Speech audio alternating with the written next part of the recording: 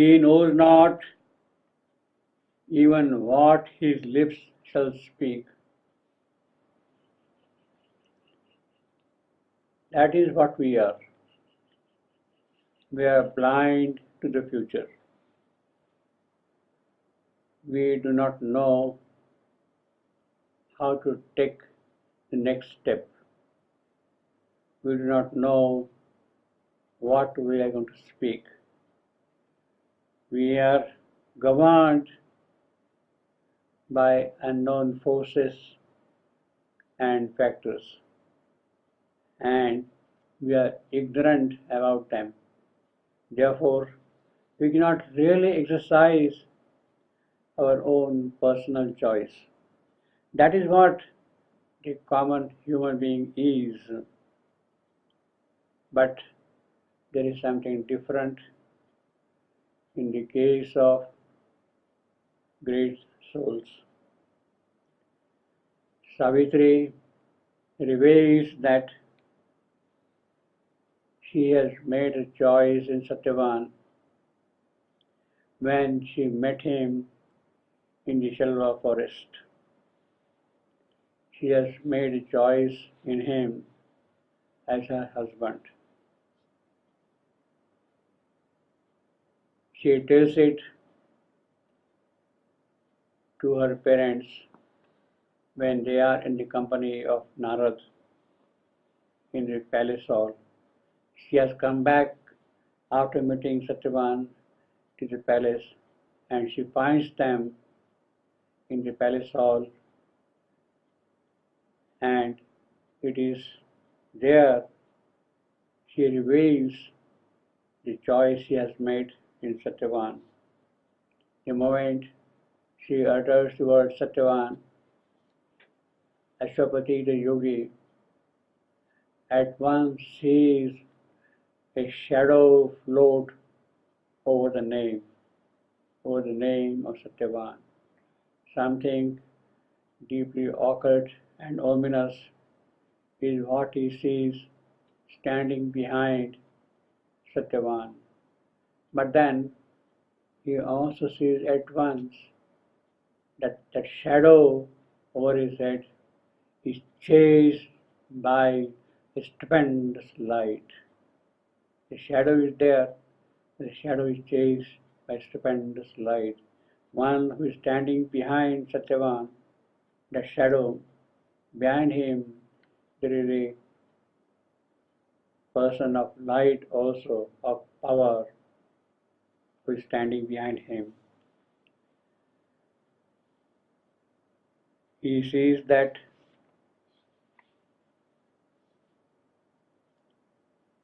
this is something in a yogic vision, this is something which is great, which is deeply meaningful, and he speaks it out indirectly that possibly death is our road to immortality. The shadow which he saw is the shadow of death, and that death is perhaps our road to immortality. That road to immortality, it is that on which the stupendous light is working. It is that which is chasing. Death is on that road, and the stupendous light is chasing it away. But he cautions Narad not to speak about it. What is behind his choice of Savitri? He knows that Narad has already seen it. Ashwapati, the yogi, has already sensed that Narad is aware of death, which is there standing behind Satyavan, and he cautions him not to utter a word about it. Narada has already seen that death. In fact, the moment Savitri met Satyavan, Narada saw from his home in paradise the presence of death behind that love. He already saw that death from above, and it is in the context of death, that death standing behind Satyavan, that he hastens to come to the palace, not just to forewarn Savitri that look, this boy, this choice which you have made, this young man, this prince, he is going to die shortly. He is not coming here just to tell it to Savitri and make her aware of it. He is going to prepare Savitri to confront death. She has to meet death and vanquish death. But on the human scene, in the palace, with the caution of Ashwapati, Narad keeps silent. He does not speak out what he already knows. However, Savitri's mother, she senses something ominous behind all these gestures, all these utterances of Ashwapati and Narad. She senses something ominous, and she is distraught. She is disturbed. She wants to know what is it that could be. She, on the one hand, feels it a happy occasion that heavenly sage Narad is in the company on this great occasion of Savitri making an announcement that she has met her future husband in the forest. She is very happy about that, but at the same time, she feels something ominous around it, and therefore she wants to know what that could be.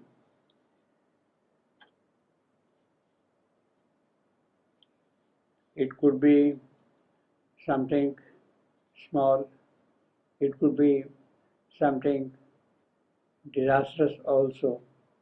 And while she is happy that Savitri has found somebody whom she likes a prince who has no kingdom. He is living in a forest hermitage. In spite of that, she approves the choice Savitri has made. But she wants to know, is there something still worse than that?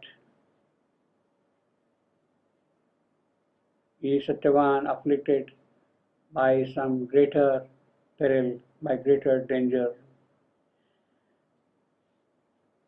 Is there something that can be avoided?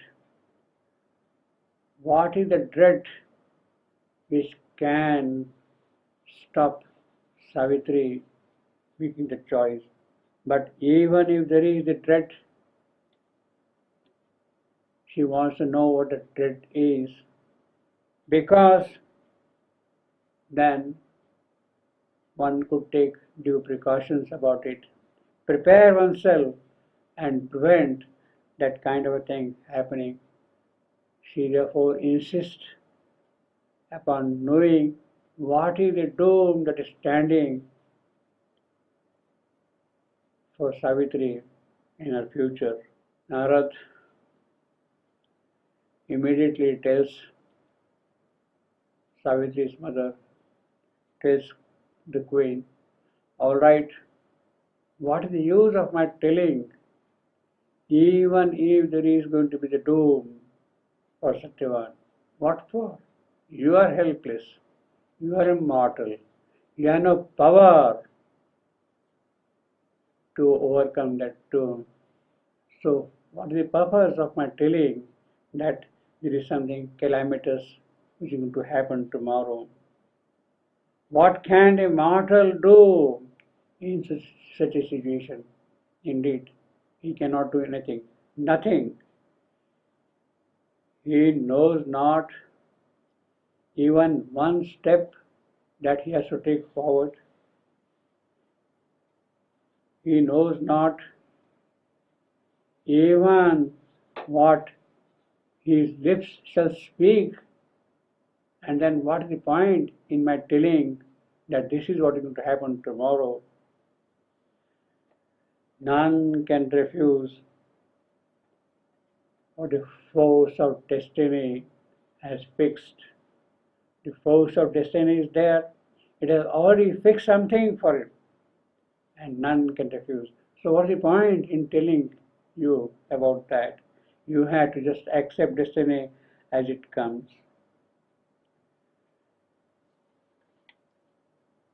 There is in fact no gain in crying, in praying to the gods also when the doom is standing in front of you, because it is a force of destiny and that cannot be prevented. It cannot be prevented by crying to the gods, by praying to the gods. Nothing can happen there. It has to happen. The force of destiny has to operate. But that force of destiny is something which Savitri has to know. Savitri herself is an arrow shot from the bow of God.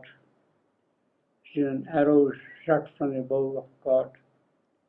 And nobody can prevent its flight. The arrow has to go and hit the target. It has to hit the target. She is an arrow shot from the bow of God. The force of destiny is there, and as a part of that destiny's force, she has to go and hit the target. And therefore, in that whole process, that whole operation, there is no play, there is no room available for human feelings and human sentiments and human reasoning. Let Savitri do what she is here to do. She has come here to do something, and let that happen. And therefore, Narada asked the queen, he knows not, man knows not, the mortal knows not even what his lips shall speak. And therefore, why you are asking me that if there is a doom, let us know the doom. It is a force of destiny which is bound to work. And Savitri is an arrow shot from the bow of God. Mortal knows not even what his lips shall speak.